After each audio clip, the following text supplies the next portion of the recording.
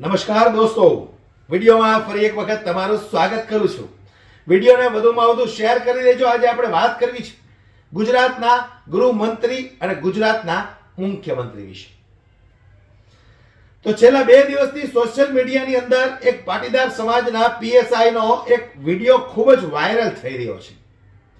એ viral વિડીયોને ગોપાલ ઇટાલિયાએ જે જવાબ આપ્યો એ તમે લોકોએ જોયું.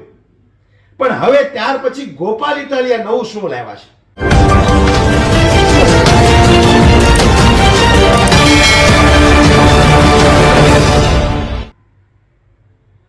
મેડમની વાત હતી કે ભાઈ વ્યસન બંધ થવા જોઈએ. તો આ વાત સારી છે, વ્યસન બંધ થવા જોઈએ.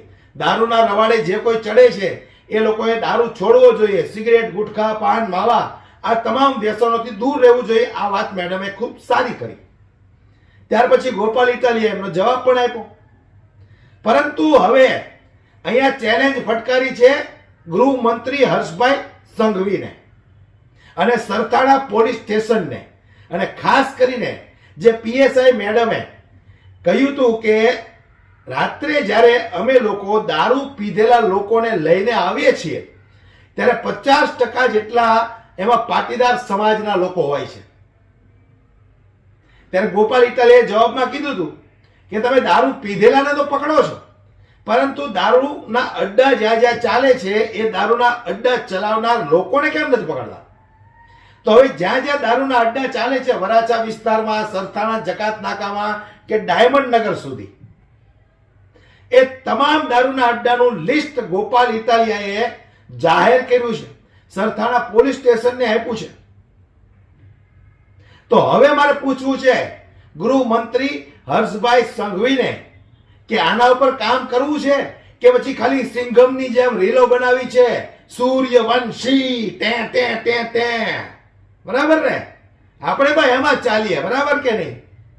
તો હવે જે રીતે ગોપાલ ઇટાલિયાએ આ દારૂના અડ્ડાઓનું લિસ્ટ આપ્યું છે, તો મારે સરથાણા પોલીસ સ્ટેશનના તમામ પોલીસ અધિકારીને પણ કહેવું છે, ખાસ કરીને આ ઉર્વશીબેન મેંદપરાને પણ મારે કહેવું છે કે હવે તમારી પાસે લિસ્ટ આવી ગયું છે, તો હવે તમે દારૂના અડ્ડા વહેલી તકે બંધ કરાવો એવી લોકોની માંગણી છે. અને લોકોને પણ ખબર પડે કે તમારી અંદર કેટલી, મારે કહેવાય નહીં પણ બોલવું પડે છે કે કેટલી તાકાત છે આ બુટલેગરોને પકડવાની. દારૂ પીધેલાને તમે 20-25 લોકોને રોજ તમે શોધી કાઢો છો, પણ દારૂના અડ્ડા જે ચલાવે છે એને પકડવાની હિંમત સરથાણા પોલીસ સ્ટેશનમાં નથી. એટલે ગોપાલ ઇટાલિયાએ આસપાસમાં ચાલતા તમામ દારૂના અડ્ડાનું એડ્રેસ સાથે એક લિસ્ટ મોકલ્યું છે. તો જોઈએ હવે પોલીસ અધિકારી આ દારૂના અડ્ડા પર રેડ પાડે છે કે નથી પાડતી. ગૃહમંત્રી હર્ષભાઈ સંઘવી આના પર કોઈ એક્શન લે છે કે નથી લેતા. અને ભારતીય જનતા પાર્ટીના જે ખોળે બેઠેલા છે એવા લોકોને પણ મારે કહેવું છે કે તમે લોકો 25-25, 30-30 વર્ષથી જો વરાછામાં રહેતા હો તો આ દારૂના અડ્ડા જ્યાં જ્યાં ચાલે છે એ અડ્ડાને શોધી કાઢવામાં જરા પોલીસની મદદ કરજો. ખાલી ભારતીય જનતા પાર્ટીના ઝંડા લઈને દોડતા નહીં. આ દરેક સમાજને બરબાદ કરતો આ નશો છે, તો આ નશો બંધ થવો જોઈએ. તો એના માટે સરથાણા પોલીસ સ્ટેશનના અધિકારીઓ જ્યારે આ અડ્ડાને પકડવા માટે નીકળે, અડ્ડાની ઉપર રેડ પાડવા માટે નીકળે, ત્યારે એમની મદદ કરજો. કારણ કે તમે લોકો તો એમ કહો છો કે સરથાણામાં પણ આવી ઘટના બને છે, ડિંડોલીમાં પણ બને છે, અઠવા લાઇન્સમાં પણ બને છે, ઉમરા પોલીસ સ્ટેશન પાસે પણ આવી ઘટનાઓ બને છે. પણ ઘટનાઓ બને છે તો દારૂ આવે છે ક્યાંથી? સરકાર તો તમારી છે, સરકાર તો તમારી છે કે પછી ભારતીય જનતા પાર્ટીના ખોળે બેસી ગયા એટલે વિરોધ કરી નથી શકતા? અમારો સવાલ છે હર્ષભાઈ સંઘવીને, ગુજરાતના મુખ્યમંત્રી ભૂપેન્દ્ર પટેલને, કે દારૂના અડ્ડાના લિસ્ટ મોકલાવ્યા છે, તો હવે આના ઉપર ક્યારે રેડ પાડશો કે પછી એનું મુહૂર્ત જોવાનું છે? એટલે મારે મેડમને કહેવું છે કે તમે નવા છો, ધીમે ધીમે તમને બધી આદત પડી જશે. ધીમે ધીમે તમને બધી આદત પડી જશે કે દારૂના અડ્ડા ચાલે છે તો ત્યાંથી આપણી કાર નીકળે તો એને ઇગ્નોર કરી દેવાના, એની સામું નહીં જોવાનું. એ બધી જ આદત પડી જશે.